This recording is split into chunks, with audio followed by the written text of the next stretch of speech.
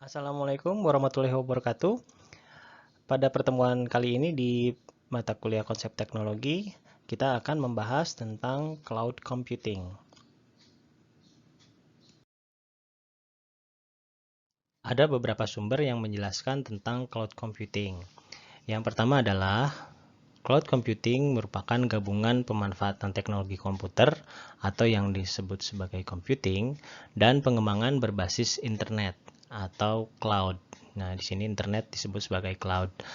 Lalu ada lagi cloud computing adalah teknologi yang menjadikan internet sebagai pusat pengelolaan data dan aplikasi, di mana pengguna komputer diberi hak akses untuk menggunakannya. Lalu, menurut IEEE, cloud computing adalah suatu paradigma di mana informasi secara permanen tersimpan di server internet dan tersimpan secara sementara di komputer pengguna atau klien. Yang dimaksud sebagai komputer klien di sini termasuk notebook, desktop, komputer tablet, dan lain-lain.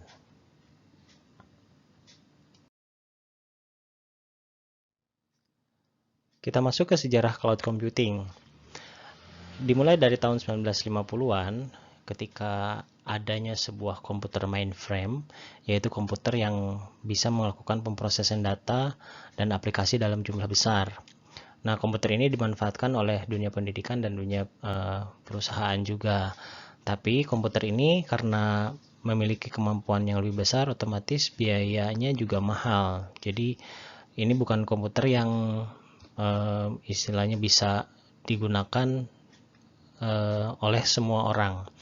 Mengingat di sini perangkatnya juga masih cukup mahal. Nah, sehingga dari permasalahan-permasalahan itu dibuatlah sebuah ide bagaimana sebuah mainframe itu dapat diakses oleh komputer-komputer biasa atau bisa digunakan secara bersama-sama. Nah, dimulailah yang namanya teknologi jaringan. Di sini dimanfaatkan untuk menggunakan mainframe ini.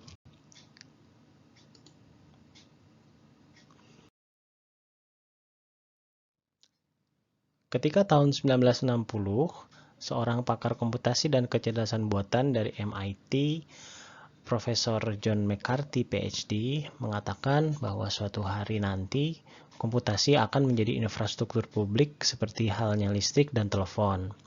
Nah, hal inilah yang mengawali suatu ide terbentuknya sebuah komputasi yang kita kenal sebagai cloud computing saat ini. Nah, ternyata memang prediksinya untuk saat ini sudah kita bisa rasakan bahwa cloud computing itu sangat bermanfaat oleh kita semua.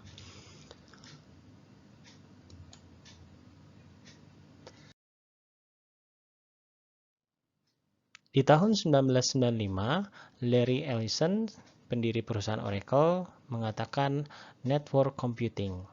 Nah, network computing ini adalah dasar sebelum masuk ke cloud computing, yang dimana tidak semua klien, PC-PC pengguna atau PC klien itu menginstal sebuah software yang dibutuhkan. Jadi softwarenya itu tinggal mengakses ke PC server. Nah, di sini ide sebuah network computing ini diutarakan oleh Larry Ellison. Nah, setelah itu banyak perusahaan-perusahaan yang memanfaatkan ide ini. Contohnya Sun Microsystem dan Novell Network. Nah, di sini yang dibutuhkan hanya koneksi antara PC client dengan PC servernya. Mungkin masih bersifat terbatas ya, karena di sini belum masuk ke area internet. Jadi di sini masih ke jaringan-jaringan lokal atau jaringan-jaringan gedung, antar gedung. Tapi perkembangan selanjutnya itu sudah mulai masuk ke internet.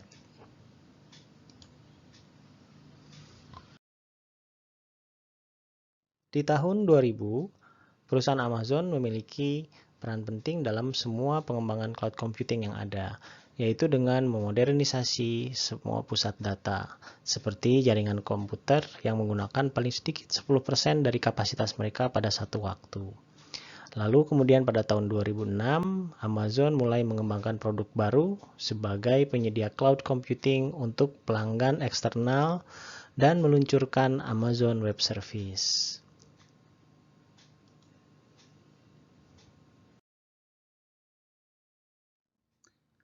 Masih di tahun 2000, seorang mantan wakil direktur perusahaan Oracle yang menjadi CEO dari Salesforce.com, yaitu Mark Benioff, menyatakan Salesforce.com merupakan sebuah software Customer Relationship Management atau CRM dengan basis Software as a Service. Yang nanti akan kita kenal bahwa Software as a Service ini salah satu layanan dari cloud computing. Nah, dia tidak menyangka bahwa gebrakannya ini ternyata mendapat tanggapan hebat dari semua pihak. Sebagai suksesor dari visi Larry Ellison, bosnya, dia memiliki sebuah misi yaitu the end of software. Maksudnya adalah nanti ke depannya komputer-komputer klien itu tidak harus menginstal sebuah software. Jadi bisa memanfaatkan software yang ada dalam cloud computing. Sehingga hardware yang dibutuhkan tidak terlalu tinggi untuk mengakses software tersebut.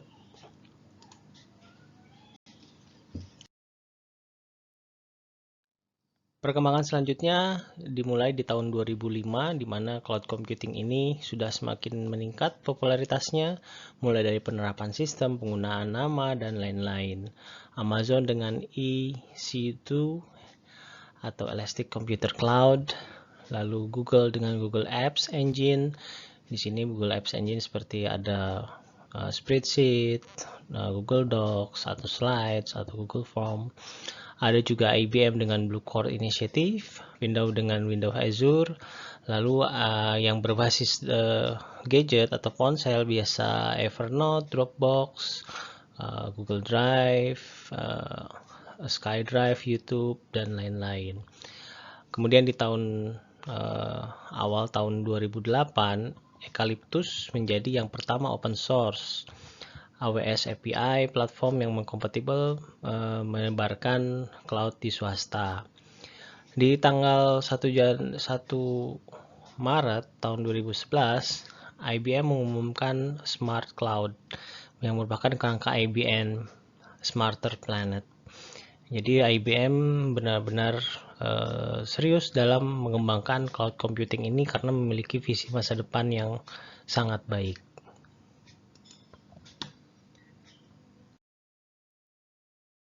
Kita masuk ke pembahasan tentang manfaat cloud computing. Apa saja sih manfaatnya? Nah, yang pertama, skalabilitas. Di sini dengan cloud computing kita bisa menambah kapasitas penyimpanan data yang kita punya tanpa harus membeli alat tambahan atau hard disk tambahan. Nah, kita tidak harus memiliki itu. Kita cukup menambah kapasitas yang disediakan oleh penyedia layanan cloud computing. Sehingga dari segi skala kita bisa lebih banyak memiliki space tanpa harus membeli hard disk.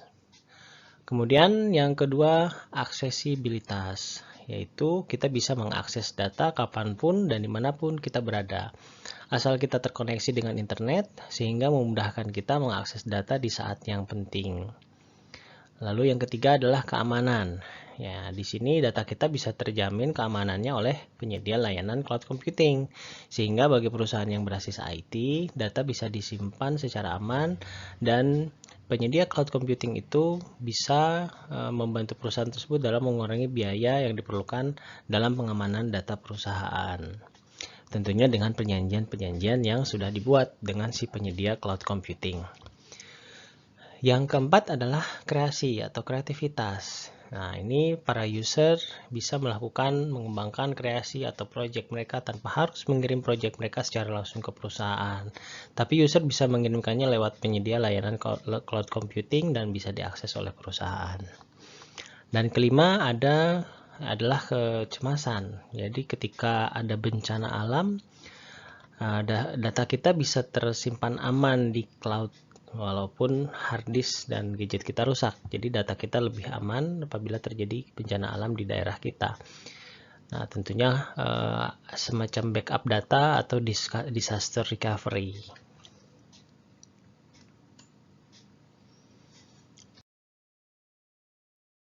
Nah, sekarang kita bahas tentang layanan cloud computing yang tadi sebetulnya sempat disinggung ya. Yang pertama, layanan cloud computing itu adalah software as a service, nah, disingkat SaaS. Nah, SaaS ini merupakan layanan untuk menggunakan aplikasi yang telah disediakan. Nah, penyedia layanan ini mengelola platform dan infrastruktur untuk menjalankan aplikasi tersebut. Nah, contohnya Google Apps. Ya, di sini aplikasinya Docs, Spreadsheet, Slides, Form, dan lain-lain. Ada juga Adobe Creative Cloud ya. Ada juga yang tadi dicontohkan yaitu yang salesforce.com. Nah, itu juga salah satu software as a service. Jadi softwarenya sudah ada, tinggal digunakan. Kita tidak perlu memikirkan infrastruktur dan platform yang ada. Selanjutnya kita masuk ke pembahasannya. Apa sih kelebihan dan kekurangan ya, atau dampak positif atau negatifnya dari software as a service ini? Nah, positifnya itu pengguna dapat langsung memanfaatkan layanan secara gratis atau juga berbayar. Nah, tanpa harus mengeluarkan investasi untuk membangun infrastrukturnya atau beli lisensi dan lain-lain.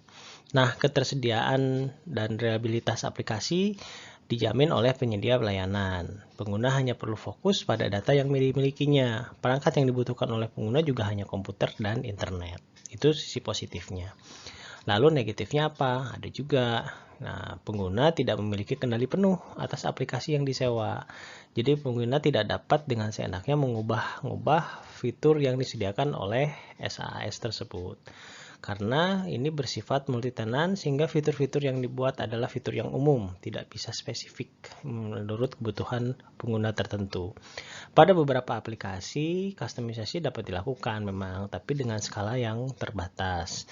Ya, tentunya kembali lagi kepada perjanjian yang dilakukan oleh si user dan penyedia layanan cloud computing ini.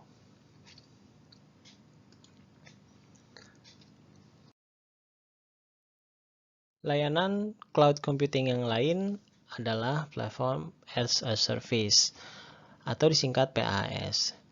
Layanan ini cocoknya untuk seorang developer atau sebuah perusahaan developer software, sehingga seorang developer ini bisa lebih fokus dalam pembuatan sebuah aplikasi tanpa harus memikirkan tentang pemeliharaan platform tersebut. Jadi hal-hal yang dapat dilakukan oleh pengguna layanan PaaS ini adalah membangun aplikasi, upload aplikasi, testing, dan mengukur mengatur konfigurasi aplikasi tersebut. Contohnya adalah Amazon Web Service, Microsoft Azure, Facebook, dan lain-lain. Ada sisi positif dan negatifnya. Yang positifnya adalah seorang developer atau perusahaan developer software, dia lebih fokus dalam membangun sebuah software tanpa harus memikirkan framework yang harus disiapkan atau platform yang harus disiapkan, karena fitur-fiturnya sudah disiapkan oleh si penyedia cloud computing ini, termasuk ke sistem database-nya, web servernya, atau menggunakan framework apa, dan operating systemnya. Jadi dalam pembuatan software bisa lebih fokus. Namun ada juga negatifnya. Negatifnya adalah fitur keamanan yang disediakan oleh layanan PaaS ini. Karena fitur ini lebih ke keamanan si platformnya, bukan keamanan dari aplikasi kita. Jadi tetap kalau kita sedang membangun sebuah aplikasi, sistem keamanan yang kita bangun itu harus kita pikirkan juga seperti apa.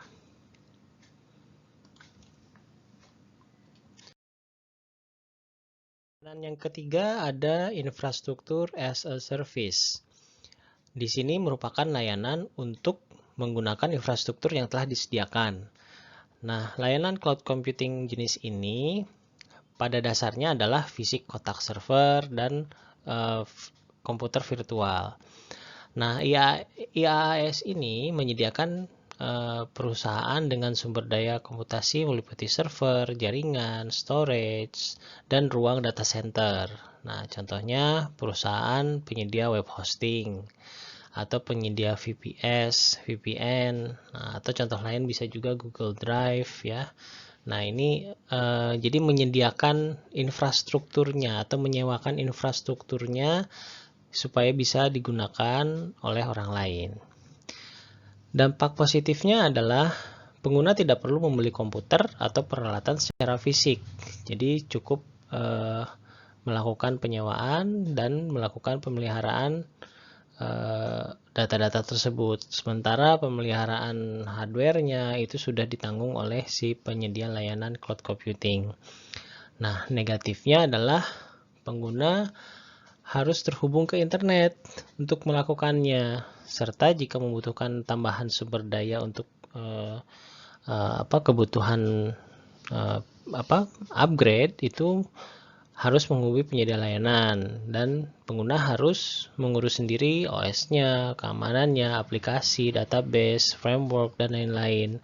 Karena yang disediakan hanyalah server dan jaringan, jadi hanya bentuk fisiknya. Sementara untuk sistem yang lain itu diurus oleh si penggunanya. Nah, itulah ada tiga jenis layanan cloud computing.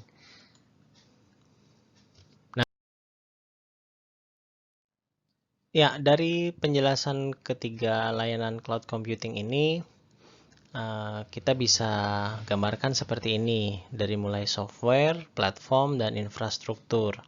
Apabila software itu dia semuanya ditangani atau dihandle oleh si penyedia layanan cloud computing. Jadi kita hanya langsung menggunakan software tersebut. Tapi memang kelemahannya softwarenya spesifik ya, tidak semuanya bisa menangani apa yang kita butuhkan. Berarti kita harus mencari lagi layanan yang lain apabila softwarenya tidak sesuai dengan yang kita inginkan. Lalu yang kedua itu ada platform. Nah, di sini cocoknya untuk developer. Nah, di sini fokusnya hanya ke pengembangan aplikasinya saja. Dan yang terakhir ada infrastruktur. Nah, di infrastruktur ini lebih ke penyewaan fisik hardware-nya, tapi database, security, runtime, dan aplikasinya itu tetap kita yang atur.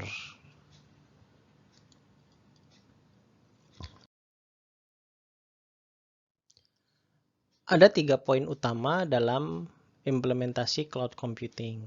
Yang pertama adalah komputer front end, biasanya berupa komputer desktop biasa. Nah, ini difikirkan juga komputernya jenis apa yang untuk bisa mengakses cloud computing tersebut. Yang kedua adalah komputer back end. Nah, komputer back end ini dalam skala besar biasanya berupa server komputer yang dilengkapi dengan data center, rak-rak besar, dan pada umumnya komputer back-end harus mempunyai kinerja yang tinggi karena harus melayani sebanyak mungkin hingga ribuan permintaan data. Jadi di sini servernya. Lalu yang ketiga adalah penghubung antara keduanya. Nah, di sini penghubung antara keduanya adalah ya berupa jaringan komputer, yaitu internet. Bisa LAN atau wide area network. Nah, ini 3 hal penting dalam proses implementasi cloud computing yang ada di dunia. Dimulai dari komputer yang akan digunakannya, lalu komputer servernya, dan jaringannya. Nah, bila ketiga ini sudah dipenuhi, maka implementasi cloud computing akan lebih mudah.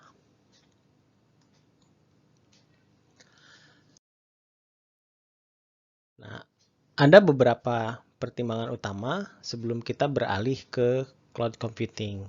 Yang pertama adalah ketersediaan dan kecepatan internet, karena ini sangat berpengaruh dalam proses penggunaan cloud computing tersebut. Lalu yang kedua adalah kontrak jaminan tingkat layanan, service level agreement, yang dilakukan antara penyedia layanan dan si usernya. Di sini harus dilihat kontraknya seperti apa, sehingga bisa mendapat ya win-win solution ya. Nah, yang ketiga adalah komitmen atau kesungguhan dalam layanan penyedia jasa tersebut. Ya, jadi sini yang penyedia cloud computingnya mungkin harus benar-benar komit atau sungguh-sungguh dalam melakukan bisnisnya, sehingga tidak mengecewakan si pengguna cloud computing tersebut. Karena di sini Bagaimanapun juga ini data yang digunakan, yang disimpan ya. Jadi data tersebut bisa saja sangat penting atau mungkin bisa jadi adalah sebuah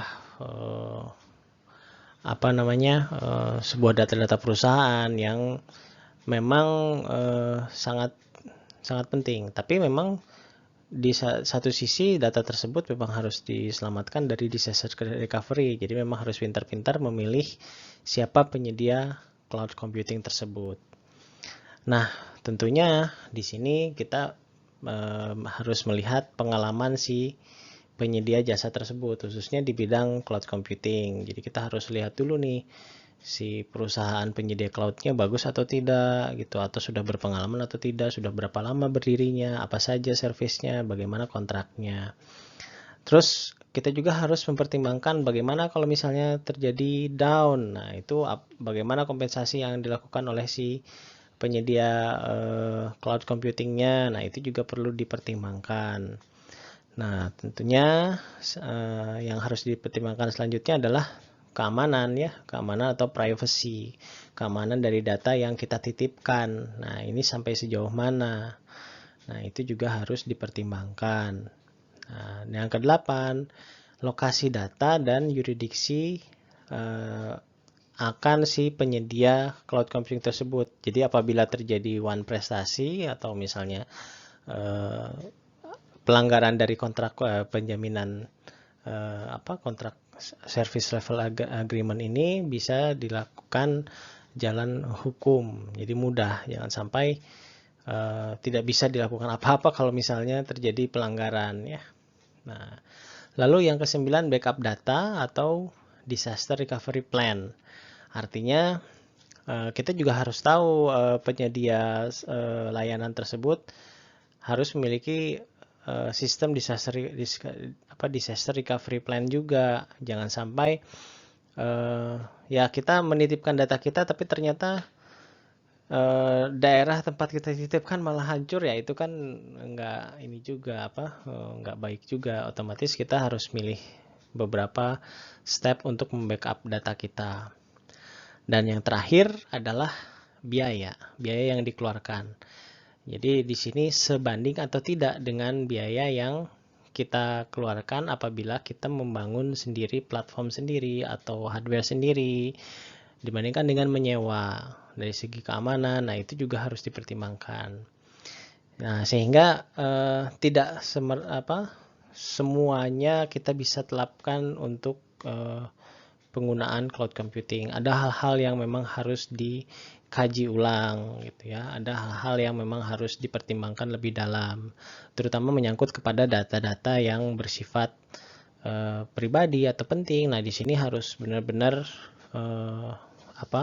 kontraknya harus benar-benar jelas gitu. Karena bagaimanapun juga ini kan data itu sebuah informasi. Nah, informasi ini sangat penting. Bisa saja informasi tersebut kalau misalnya bocor ke pesaing, ya itu akan sangat merugikan. Nah, disinilah harus pertimbangan yang matang harus dilakukan dulu. Namun untuk beberapa kasus memang cloud computing ini memudahkan ya. Banyak hal-hal yang memudahkan dari adanya cloud computing. Misalnya contoh yang paling sering kita hadapi seperti Google Form ya. Nah, itu kan pengambilan sampel data secara daring yang digunakan menggunakan jalur internet itu sangat membantu proses penelitian atau proses pendaftaran atau proses yang digunakan untuk kepentingan acara, dan itu sifatnya umum gitu ya, tidak spesifik. Nah, ini sangat-sangat membantu. Contohnya seperti itu.